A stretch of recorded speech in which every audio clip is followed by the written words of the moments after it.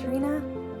I'm here for day 278 of our journey through the Bible in a year. And today we're walking through a set of passages that all tie together really beautifully. It's Luke 8, Mark 3 and 4, and Matthew 12 to 13 in chronological order, but that's where they all come from. These sections give us a snapshot of Jesus teaching, healing, and explaining what it actually looks like to follow him. So let's jump in. One of the first things happening in these chapters is people watching Jesus cast out demons, and then they are accusing him of doing it by the power of Satan. And Jesus basically says, that makes no sense. He says a kingdom divided against itself can't stand. Jesus' power isn't just impressive. It reveals who he truly is.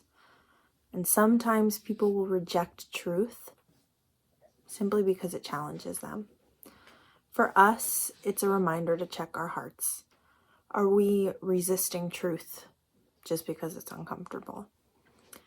Then Jesus' mother and brothers show up. But instead of stopping everything, Jesus says, my real family is anyone who hears God's word and does it. 1 second.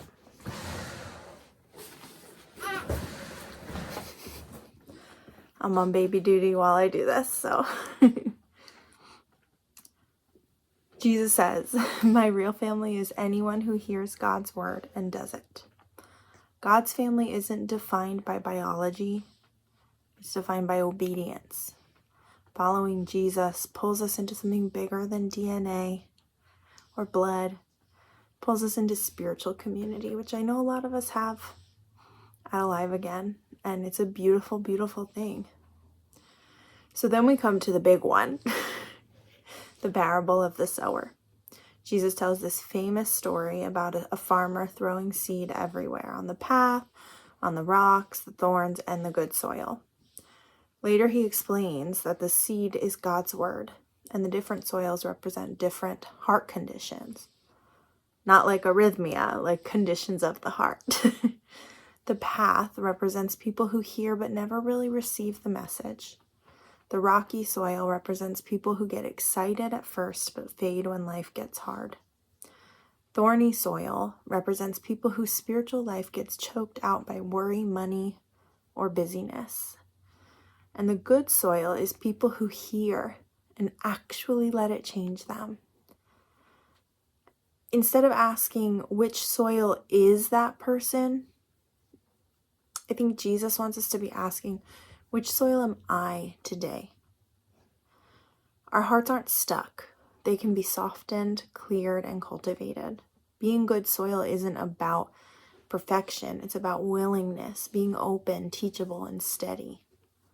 Jesus repeatedly says, whoever has ears to hear, let them hear. In other words, don't just listen. Embody it. Take it in. Apply it. Live it. Every day, we get to choose what kind of soil our hearts will be. So that's today's journey. Jesus' authority, what real family looks like, and how to become good soil. So I think a good question to ask ourselves today is, what is one thing God is planting in me today? And how can I make room for it? So that's what I'll leave you with today, and I'll see you guys next week. Bye.